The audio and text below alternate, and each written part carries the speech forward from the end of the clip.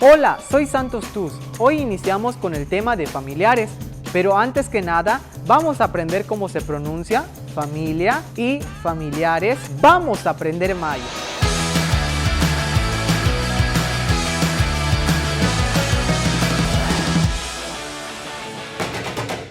Familiares. Antes de mencionar a los miembros de la familia, primero tenemos que aprender cómo se dice familia.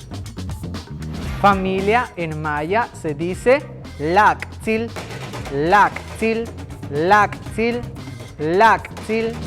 Ahora mencionaremos el título del tema, familiares. ¿Tú sabes cómo se dice? Se dice así, lactilop, lactilop, lactilop, lactilop, lactilop.